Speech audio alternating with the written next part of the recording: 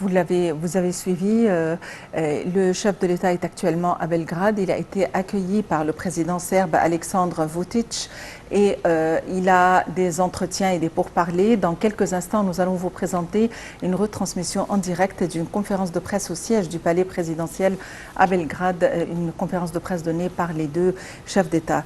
Et pour commenter davantage la visite qu'effectue actuellement le chef de l'État à Belgrade, au terme de sa visite en Allemagne, nous avons le plaisir d'avoir en ligne Dr Yousra Chaaban, qui est professeur à l'université de Ain Shams et membre du programme présidentiel. Dr Yousra Chaaban, bonjour et bienvenue avec nous. Bonjour, merci. Docteur Yousra Chaaban, aujourd'hui, donc le président va donner un discours très important, très attendu à l'université de Belgrade et qui a été longuement préparé par justement l'université de Belgrade. Parlez-nous de l'importance de ce discours qui va être prononcé après un peu de temps aujourd'hui et les distinctions qui vont être remises au président Fattah al-Sisi. Comme vous savez, et même dans le discours, le président Abdel Fattah al-Sisi et les responsables allemands ont bien confirmé l'importance de l'Égypte au Moyen-Orient en ce qui concerne surtout l'énergie, le climat, son rôle en fait.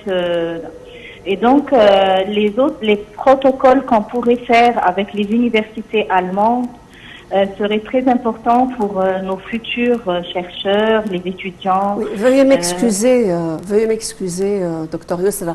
On parle justement de la visite du président en Serbie. Le président va prononcer un discours au nom de la République arabe d'Égypte à l'université de Belgrade. Pouvez-vous un petit peu nous parler de l'importance de ces relations cordiales qui lient l'Égypte à la Serbie? Moi, je vous entends très mal, excusez-moi. Oui, je vous entends très mal. Il n'y a pas de problème. C'est des relations serbo-égyptiennes dont il est question. Comment vous avez vu cette visite du président en Serbie? Vous pouvez juste parler plus haut, s'il vous plaît, je vous entends très mal. Oui, je vous parle, je ne sais pas si j'essaie de faire de mon mieux, là. On parle des relations égypto-serbes. Elles sont profondes, cordiales. Vous pouvez un petit peu nous parler de la coopération de les grands dossiers entre les deux pays?